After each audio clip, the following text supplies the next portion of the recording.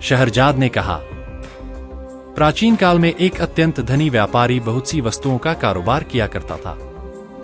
यद्यपि प्रत्येक स्थान पर उसकी कोठियां, गुमाश्ते और नौकर चाकर रहते थे, तथापि वह स्वयं भी व्यापार के लिए देश विदेश की यात्रा किया करता था। एक बार उसे किसी विशेष कार्य के लिए अन्य स्थान पर जाना पड़ा। वह अकेला घोड़े पर बैठकर चल दिया।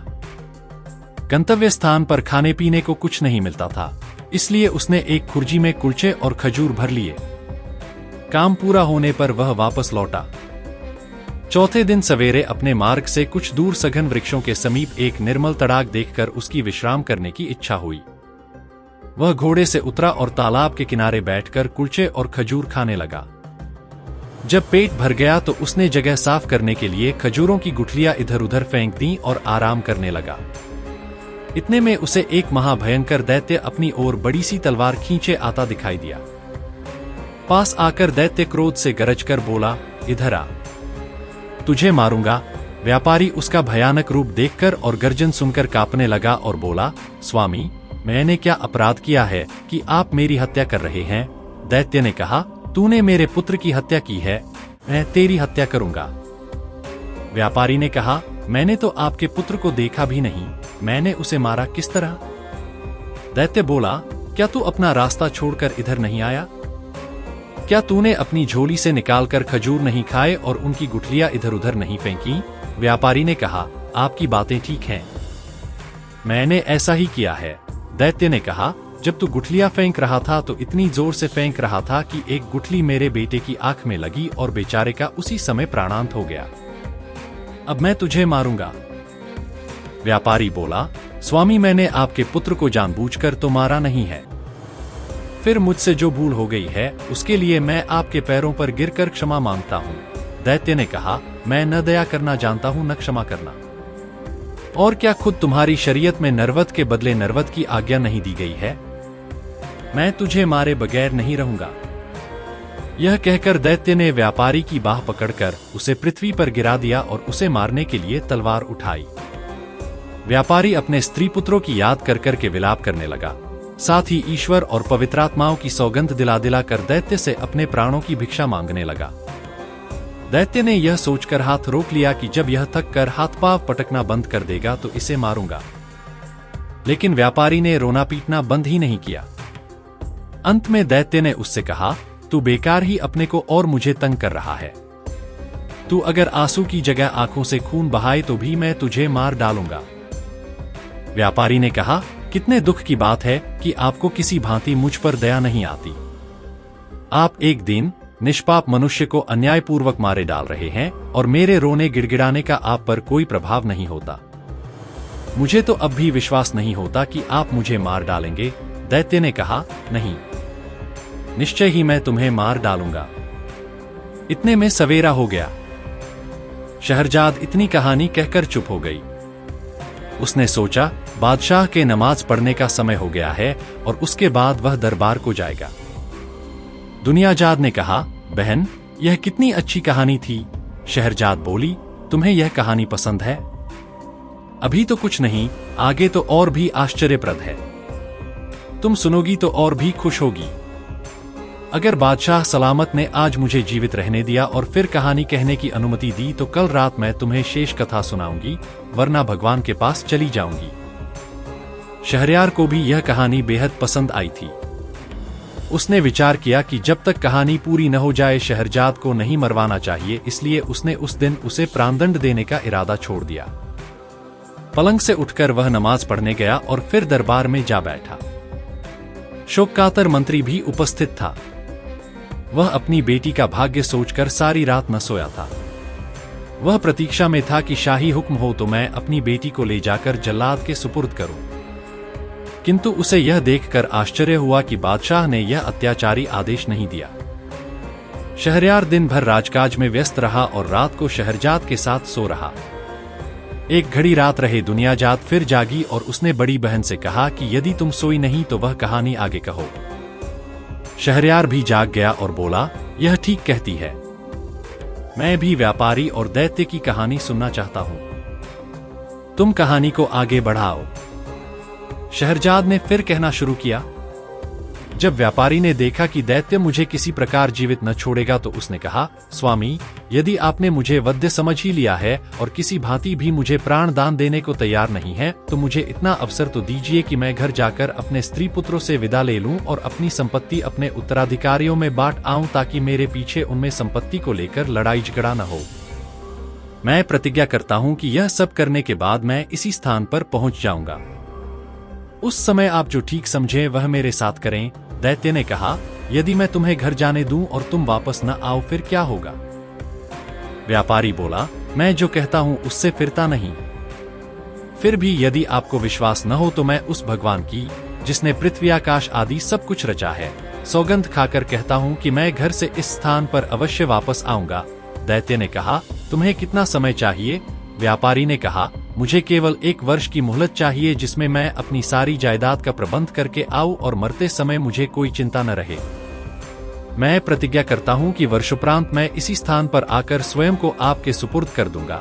दैत्य ने कहा, अच्छा, मैं तुम्हें 1 वर्ष के लिए जाने दूंगा, किंतु तुम यह प्रतिज्ञा ईश्वर को साक्षी देकर करो। व्यापारी ने ईश्वर की सौगंध खाकर प्रतिज्ञा दोहराई और दैत्य व्यापारी को उसी तालाब पर छोड़कर अंतर्ध्यान हो गया। व्यापारी अपने घोड़े पर सवार होकर घर को चल दिया। रास्ते में व्यापारी की अजीब हालत रही। कभी तो वह इस बात से प्रसन्न होता कि वह अभी तक जीवित है, और कभी 1 वर्ष बाद की निश्चित मृत्यु पर शोकातुर हो उठता था। जब वह घर पहुंचा तो उसकी पत्नी और बंधु बांधव उसे देखकर प्रसन्न हुए, किंतु वह उन लोगों को देखकर रोने लगा। वे लोग उसके विलाप से समझे कि उसे व्यापार में कोई भारी घाटा हुआ है या कोई अप्रिय वस्तु उसके हाथ से निकल गई है, जिससे उसका धैर्य जाता रहा है।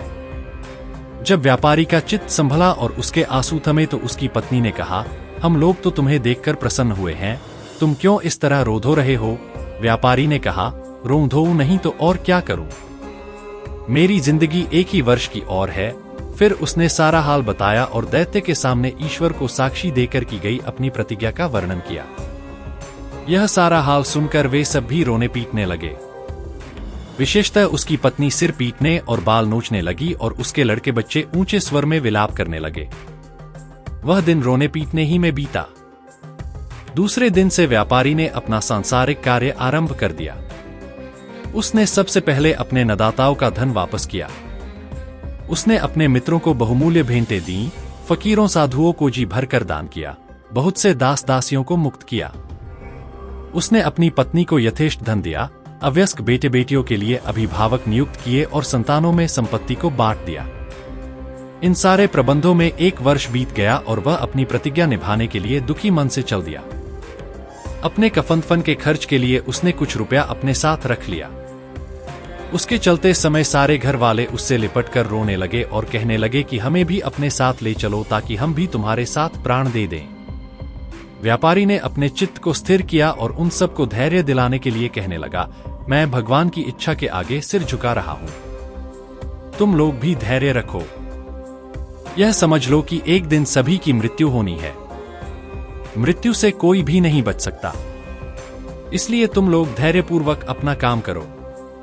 अपने सगे संबंधियों से विदा लेकर व्यापारी चल दिया और कुछ समय के बाद उस स्थान पर पहुंच गया जहां उसने दैत्य से मिलने को कहा था।